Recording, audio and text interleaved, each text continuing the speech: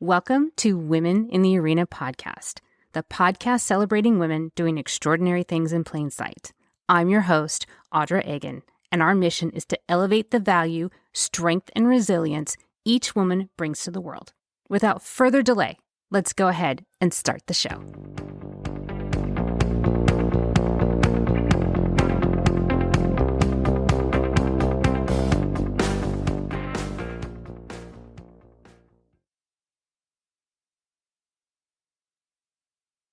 Welcome in, everyone. I am so glad you're here.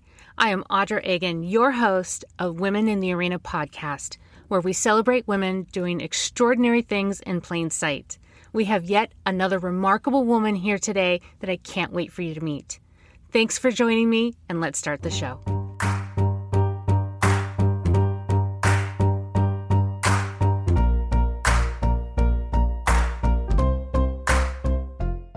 Welcome in, everyone. I am so happy that you're here. I have yet another remarkable woman that I want to introduce you to. She is quite special. She has held numerous senior leadership roles with three of the largest financial institutions in the country. And if that doesn't convince you of how special she is, she's a graduate of Cornell, where she received her degree in animal science. And she has used her education to serve her in her passion. Her passion is within animals, and she has formed a nonprofit organization called Hodgepodge Farm and Rescue. It is my pleasure to introduce to you Lauren Koenig. Lauren, please say hello to everyone. Hello, everyone. And Audra, thank you so much. I am so flattered and humbled to be a participant in this amazing adventure that you have started. So thank you for having me. I am so happy for you to be here. I love your story. Before we jump into it, will you please just share just a little snippet about you before we jump in? Sure. I'm a regular middle-aged woman. I'm a mom. I have an autistic son, so when I'm not doing my day job and I'm not doing my animal job, I'm also on the board of a nonprofit called EASIS Learning Center that is focused on kids and the autism spectrum, and we put on some camps and do some really cool activities. I'm also a stepmom. They'll call you step monster, and I'm okay with that, of three amazing girls who we're super, super proud of. I'm a wife. Also, a huge family of people that I am incredibly fortunate to be related to.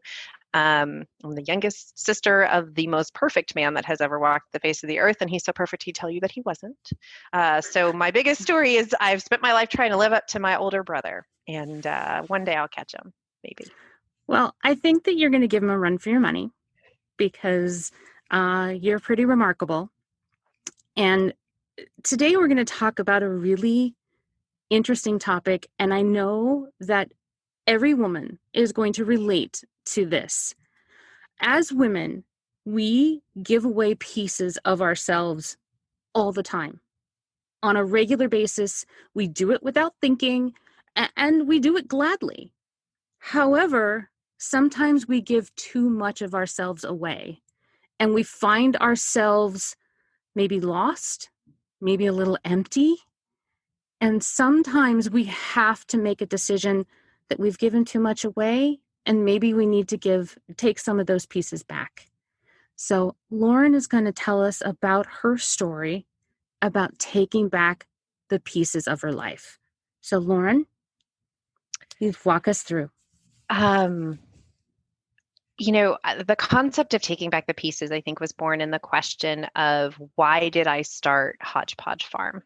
And where was that in me to do that? And I initially had always shrugged it off as I'd been in love with animals as long as I can remember, horses particularly, from the time I was probably 3 years old and first knew what a horse was. And I grew up in a middle class household. My mom was a teacher, my dad was an accountant, and we were not wealthy people. We lived in a subdivision in central New Jersey. My parents were New Yorkers. They had probably only ever seen a horse under a Central Park Ranger in Central Park, New York. These were not horse people. But I had amazing parents that gave me the most wonderful upbringing and enabled me to ride. And I've been riding and around horses since I was 5. And my biggest dream in life was always to have them at home. And so I've always said that Hodgepodge started there. But Hodgepodge really didn't begin until I left my abusive husband. I was married to a man who was horribly abusive. And I think it's important that we talk about abuse for a minute because abuse doesn't always look like a Lifetime movie. It doesn't always look like a woman who is shrunken and shy, covering up her black eye with makeup. Abuse is sometimes right there in front of your face. And most people who know me would tell you there's no way I could be abused. I'm rough and tough and I would never take abuse from anyone. But the reality is it can happen to any of us. And it did. It happened to me. And I finally, because my mom is amazing and helped me, I finally left. And when I left, it was an opportunity for me to take back the pieces of my life that I had given away, not just to this man, but in my career and in a lot of aspects of my life. I had left the Northeast to follow him.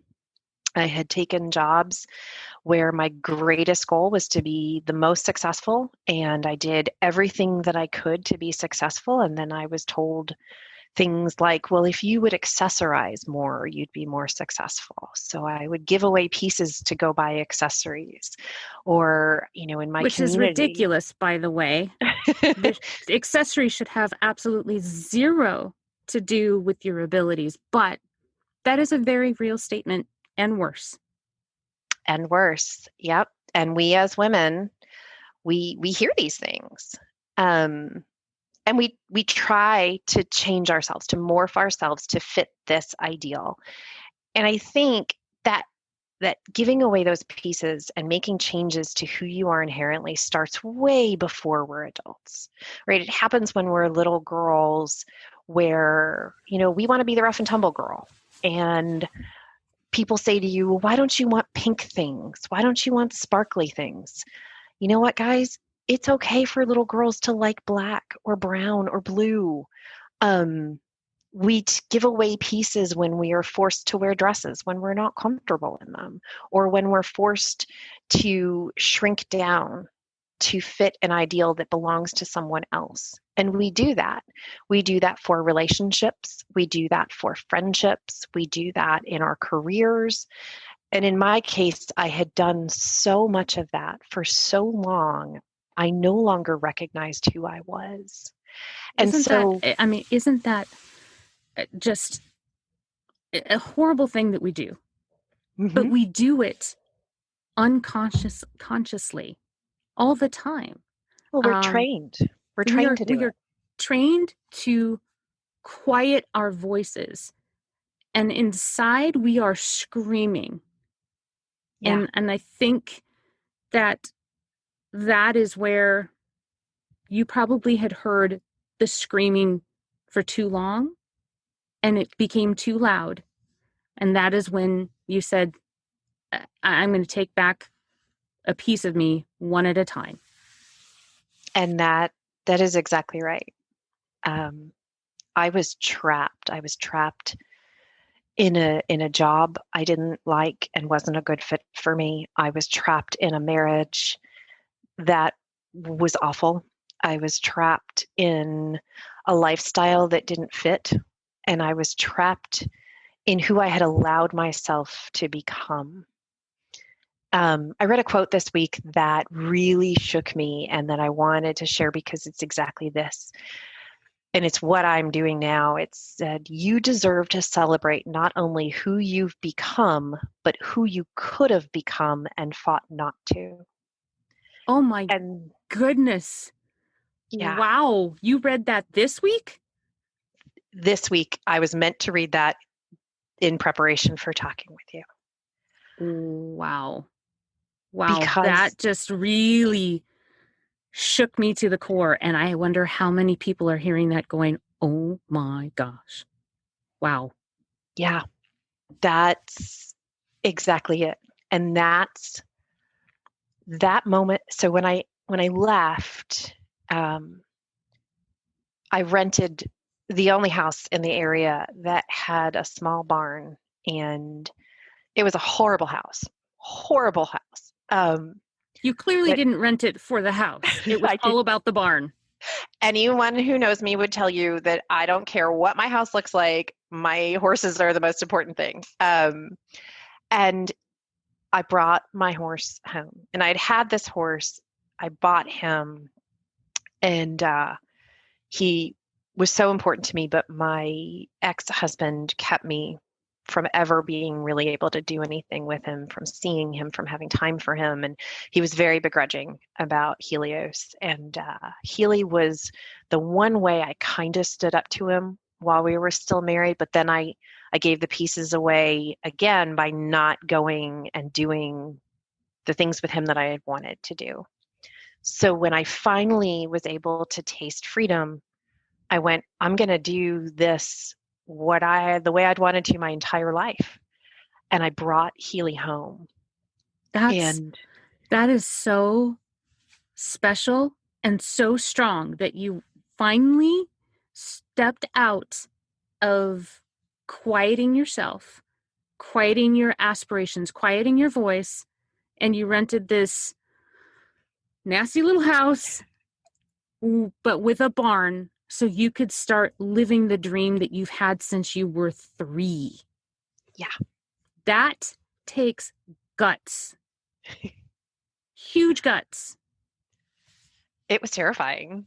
Of Uh, course it was, because you stepped out of the quote unquote comfort zone that you had built for yourself, which really was just a prison, but you thought it was a comfort zone, and you stepped outside of that and went, I'm gonna take a risk, and I'm gonna go do something I've always wanted to do. And yeah, you did. and I did. Um, and a few months later, my best friend in the world came to visit. And we were sitting on the couch, and I will remember this for the rest of my life. And she looked at me and she said, "Oh my God, you're back." And I said, "What are you talking about?" She said, "I don't know who you've been for the last 10 years, but you're back and I've missed you." And that moment was so significant to me because I had given away so many pieces of myself that I didn't even realize that the people who knew me best had watched me shrink down to fit somebody else's ideas of who I should be and give away so much that I wasn't even myself anymore. And I didn't even know I wasn't myself anymore. That whole period of my life is just a blur for me.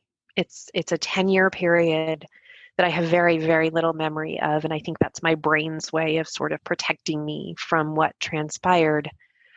But that was my moment of awakening to know I had finally done the right thing.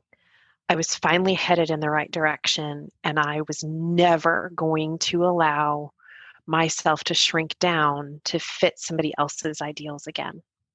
And that's where Hodgepodge was born. That It, was the day I said, I'm done. so you took back a big major piece of yourself, and then you built Hodgepodge. Can and I love this story of Hodgepodge. Will you tell us what Hodgepodge is? And I mean, it was born out of such a beautiful story of of you finding yourself. Um, but Hodgepodge is such an amazing story and such an amazing organization, and it's a manifestation of Lauren's healing. And it's just, I I'm talking too much. Lauren, you tell your story. um, so Helios was the first. and Helio, we joke in my house. My husband knows this. My current husband, who I tell everyone is my reward for surviving my first marriage. Um, my husband is fabulous. And so, but he knows this is how fabulous he is. He knows that the hierarchy of my life is my son, then Helios, then maybe him. Although the other creators who call Hodgepodge home might outrank him depending upon the day. So Helios was the first. When I brought Healy home, I knew that horses are herd animals. I'm a very, very big believer that we need to listen to their natural instincts, and they are never meant to be alone. And so my wonderful veterinarian gave me one of his retired race horses to keep Helios company. And so Healy and Regal actually came home on the same day. And then we lost Regal to a terrible accident a few months later that just could not have been helped. We tried everything to save him. And that was really kind of the turning point for me to say, we need, I have an opportunity here to do more and to make things better. And it was at that point that I started to understand more about slaughter and particularly horse slaughter. So in the United States in 2007, we eliminated the legal slaughter of horses in this country.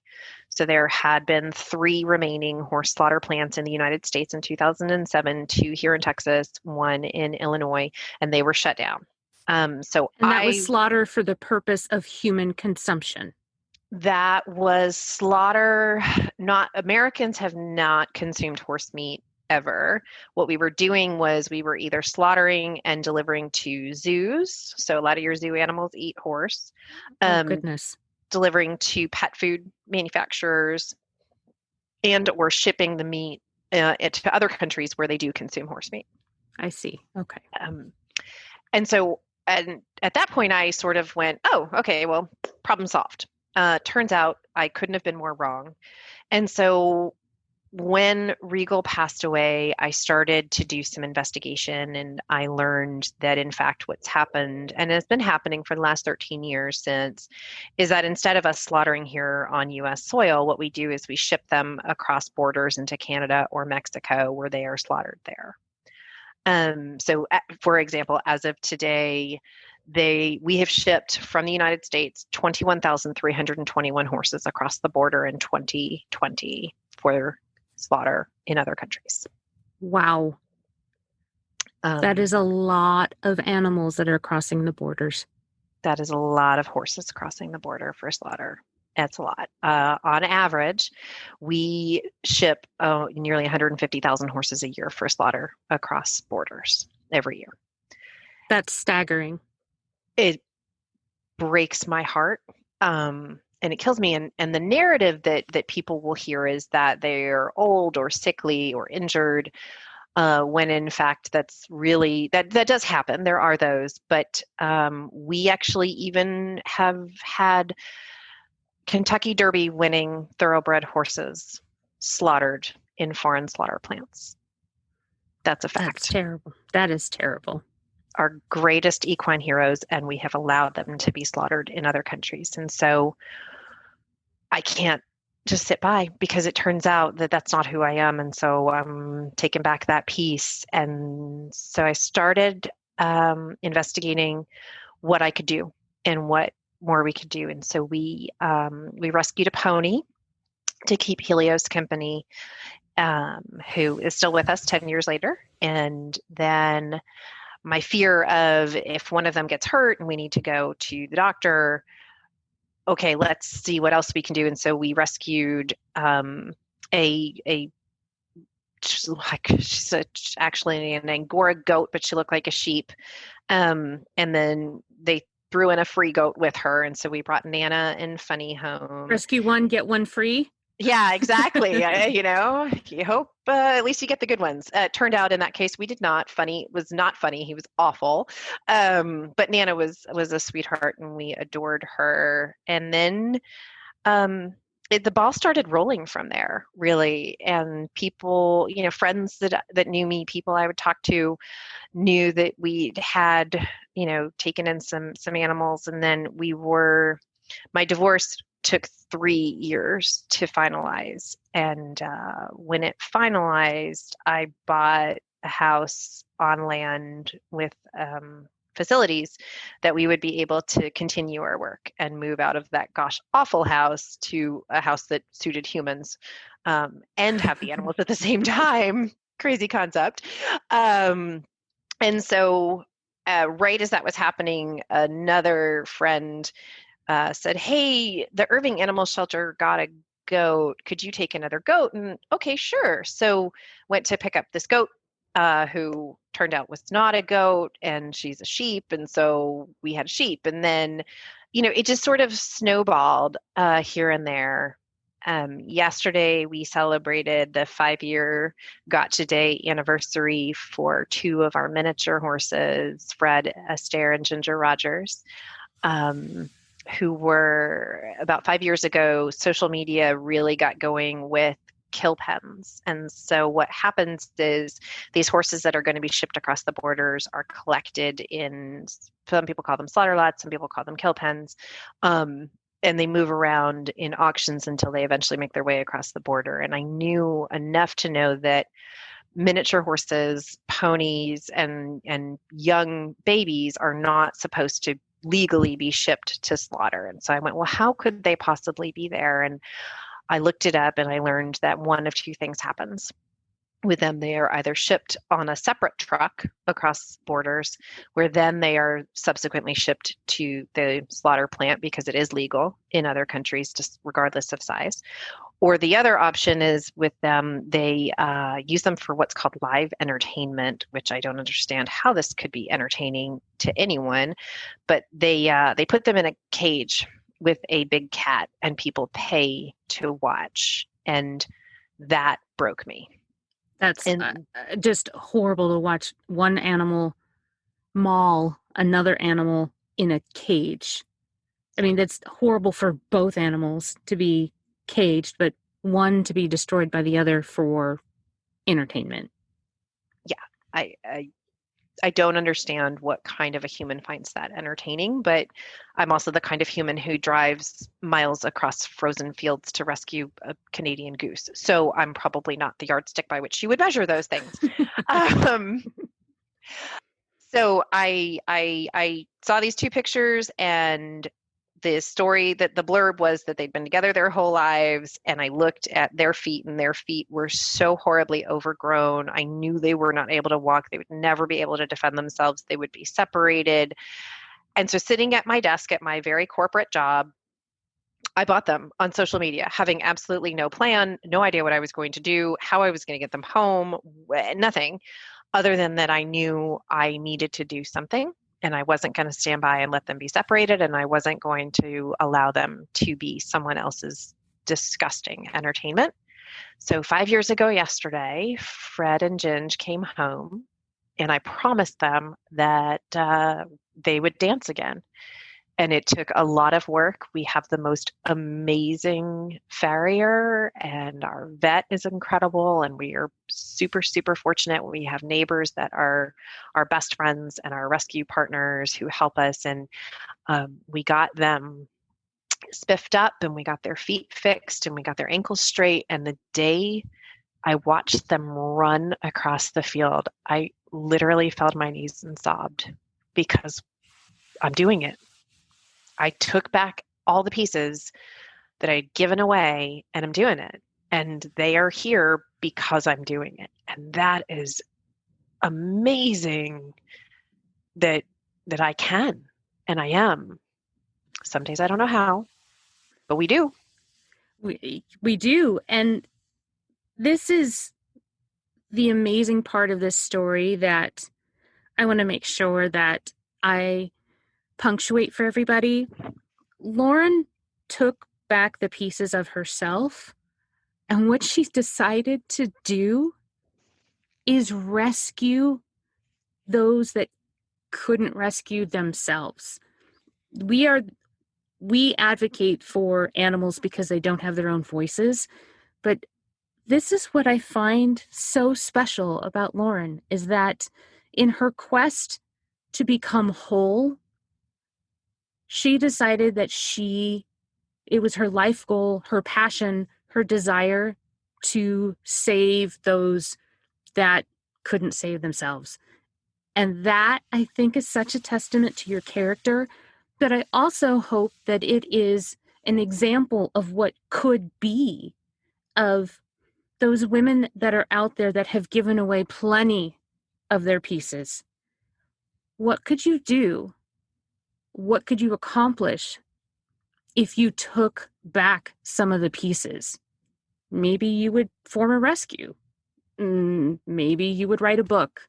But the story here is that she was really brave, and she stood up and she stood outside of that box that she allowed to be created around her and broke out of it and created something beautiful.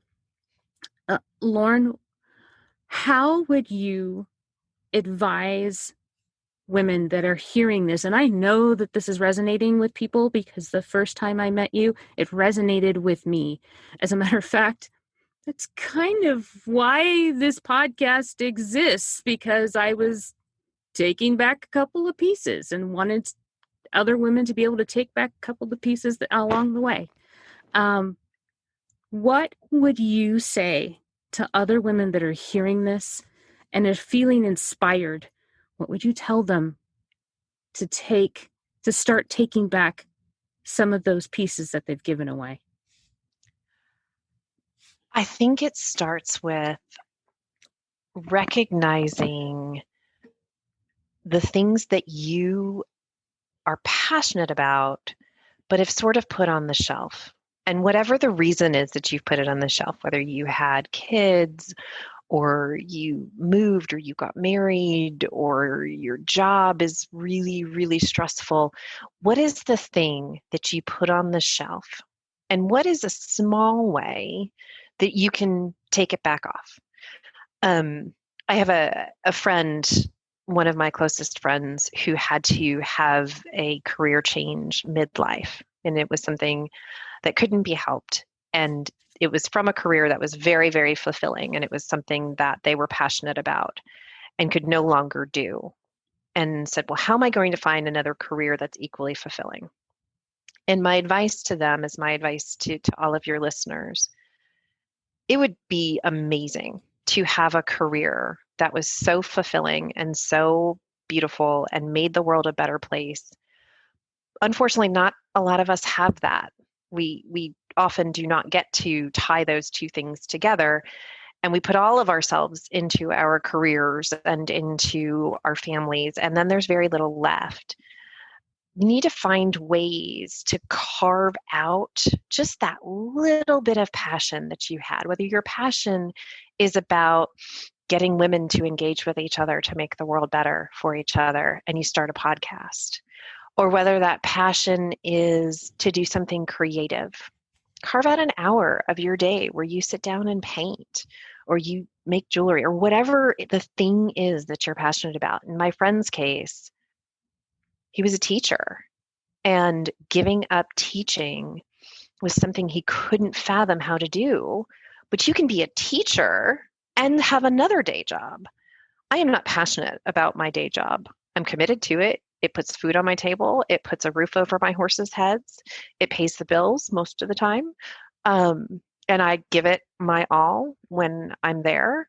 But my passion is hodgepodge. My passion is ending horse slaughter. My passion is making the world a better place. And so I carve out time away from my career, and I take a little bit of pieces back from my family, and I carve out time to focus on that, whether it's this hour I'm spending chatting with you, whether it's the hours I spend outside scrubbing buckets and brushing manes, or it's the money I spend to rescue another horse. That's the thing that fulfills me. And I can find fulfillment outside of my career and over and above my family. Every one of us is uniquely gifted. Janetta said it. She said, we are all born with the status of a champion. She's right. Your championship may be in a completely different topic than mine, but it's out there.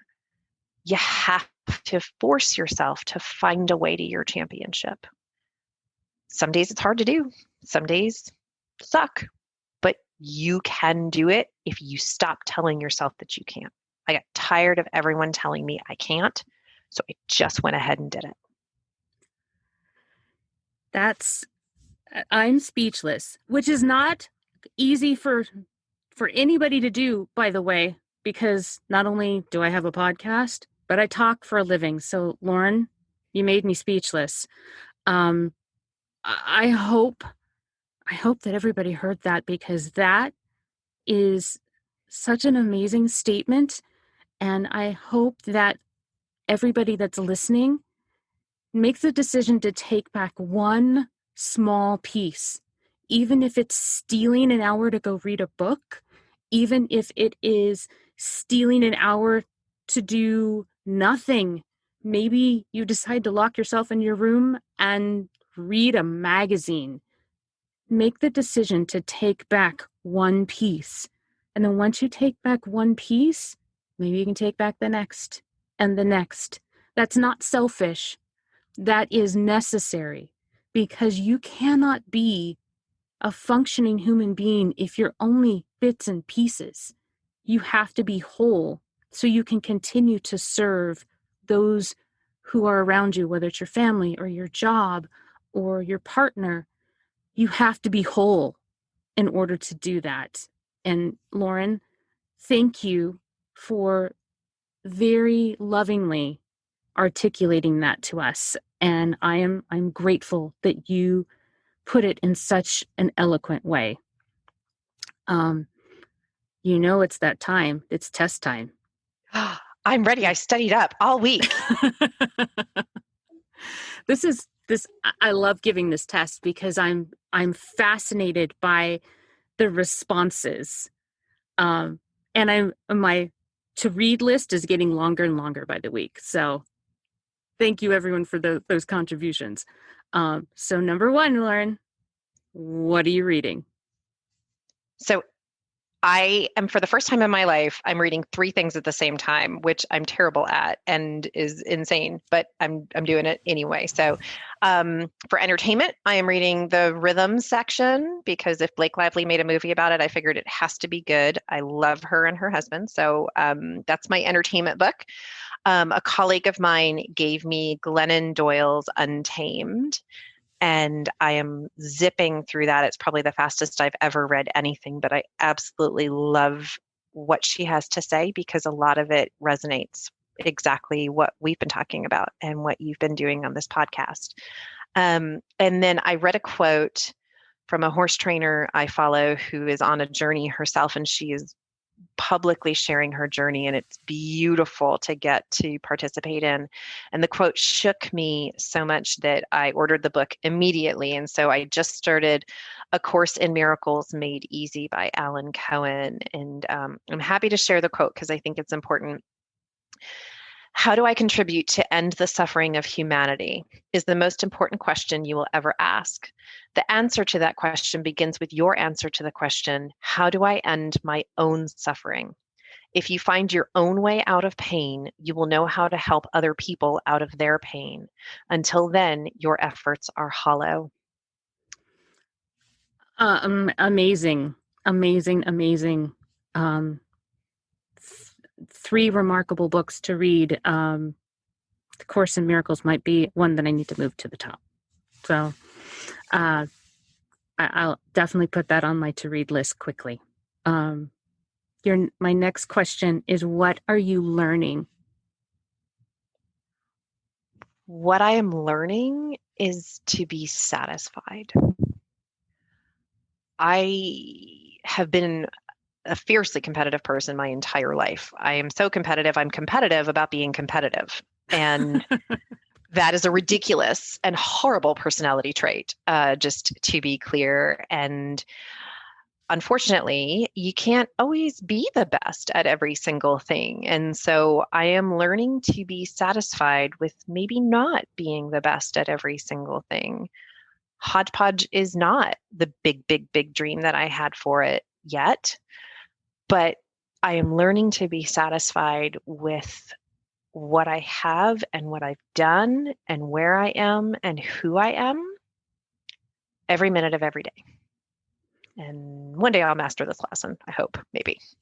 Well, if you can master that lesson, maybe you need to teach me because I'm also trying to learn how to be satisfied. But I think that goes along with taking back some pieces of your life, because we give those away and we give that piece of us that's never happy away, and it's self-destructive. So I'm with you in trying to learn that lesson. I'm terrible at that lesson, by the way. I'm awful at it, but it is something that I'm also working on every day. So if you get there first, please give me the Cliff Notes because I I would will appreciate it. share away is I think it's a lesson that we as women all need to learn and have a really hard time with. And I think it's because we are told our whole lives we are not enough. We're not skinny enough. We're not pretty enough. We're not smart enough. At the same time, we're also told we're too much. We're too aggressive. We're too straightforward. We're too much, right? And so you can't find that sweet spot in the middle because it turns out that sweet spot's a lie, doesn't exist. So until you create your own sweet spot where you are content with exactly who you are, you can't ever be satisfied. So satisfaction comes from the sweet spot, and we each have to create our own. So that's an assignment to everybody. Find your sweet spot and go and expand it. So, last question is what's next for you? Oh, so what's next for me is a lot of things.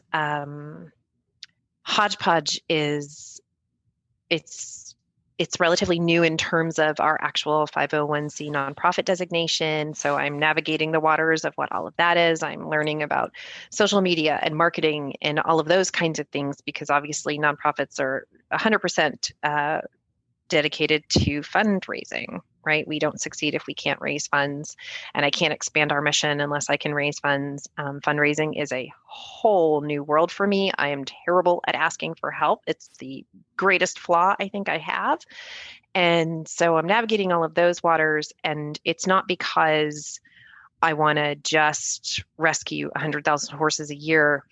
What I really want to be able to do with Hodgepodge is I want to be able to create a national network of equine rescuers that work together to solve this problem. And it's a complex problem in our country, factored into a lot of things. And over the recent times, I've also made the connection to a lack of diversity in the equine world. Frankly, there's a photo from a peaceful protest in Oakland that shook me. There's a beautiful young lady on a gorgeous horse with her fist in the air, and I had to know who she was and I had to know about her. And I researched her, and she's incredible. And I learned something that I should have known all along, and it's that the access to the equine world for people of all kinds is extremely limited, if not non-existent. And it shook me because my whole life of riding, I had never once bothered to notice that everyone looked like me. I never noticed. I missed it. And when everyone looks like you miss it. So what's next is I'm going to hopefully get our insurance stuff set up and our facilities set up to start being able to give access to people who have never had access to horses, some access and some lessons because there's magic there. And then maybe through this national equine network, I can get others on board and I can work with Brianna Noble, who's incredible. And we can create programs to make horses accessible to everyone. And in the process, we can save them all and stop killing them. So that's what's next. Oh, that's all. Just that. Just that. Yeah. Wow.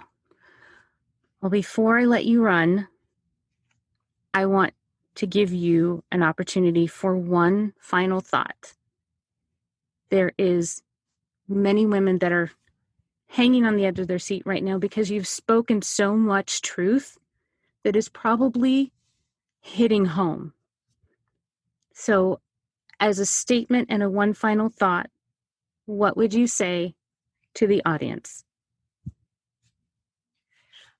My final statement thought is this.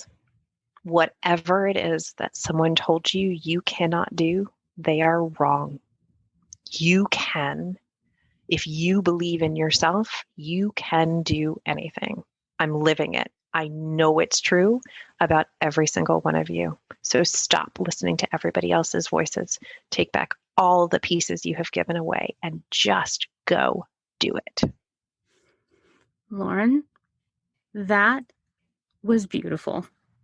Thank you for making that statement because it is true. Everyone, I hope that you have enjoyed this time with Lauren today as much as I have. If they wanted to look up your Hodgepodge Farm, where could they go and see it? We have a Facebook page, which is Hodgepodge Farm. We have an Instagram, which is Hodgepodge Rescue. We are working on our website. We don't do Twitter because I don't understand it. And I'm still learning all this social media stuff. We are going to be participating in North Texas Giving Day in September. And we are also, I'm accessible via LinkedIn. You can find my professional stuff there, but that's also another way to contact me if you're interested in anything about Hodgepodge, or anything I've said, anything that would help you start your own adventure. Thank you for giving us all of that information. I have no doubt that there will be some women that reach out to you and connect with you. And by the way, all of my guests welcome that. If there's any of my guests that you'd like to talk to, connect to, please do so. Reach out to them on LinkedIn. They are anxious and honored for you to reach out to them and connect. And I'm so glad you are all doing that. Lauren, once again, thank you so much for spending this time with me. I have truly enjoyed every minute of it. Thank you, Audra. It has been my honor, truly, truly my honor, because you are taking back the pieces and you're making your passion happen too. So it's a conversation between two women who are paving the way for everybody else to do it as well. I'm hoping we're trying to change the world one interview at a time, and you're trying to change the world one animal at a time. So everyone, thank you so much for your time today. I have really appreciated you spending the time with me, and we'll see you again next time. That's our show. Before I let you go, I have some business that I need to get to. First, I want to thank my guests. I am continually awed at your generosity of spirit and the vulnerability that you continue to bring to our conversations. To you, my audience, you are incredible. Thank you for growing with me, and I hope that I continue to exceed your expectations. And to my team that helps me pull this off every single week. To our composer, Star Diva, who is amazingly talented. To Alan Bruckner, our graphic designer. Thank you for taking my crazy ideas and giving it life. To Savannah Boster, our social media manager. You do this so much better than I ever could. And last, but certainly not least, our producer, my number one son, Gavin Egan. Thank you for supporting your mom with her dream. I couldn't do this without you, kid. Please follow us on our socials at Facebook, LinkedIn, and Instagram at arena_women. See you next week.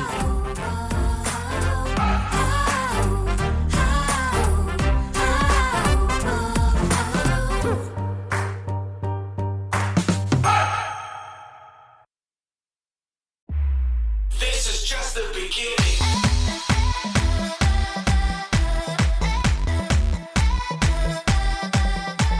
That's our show. I am so grateful for each and every one of you and your unwavering support and your continued belief in this movement that has become much bigger than me, much bigger than just a podcast. It has become this forward momentum that we are all doing together. If you are ready, or you know somebody that is ready to tell your story and share your value with the world, please connect with me. You can reach me at audra@womeninthearena.net. I am so honored and thankful that you will share your story with me, and I'll make sure that it is well taken care of. I will never stop thanking each and every one of you, and I cannot wait to talk to you again next week as we share another woman's story and we celebrate her doing extraordinary things in plain sight. We'll see you next time. This is just the beginning.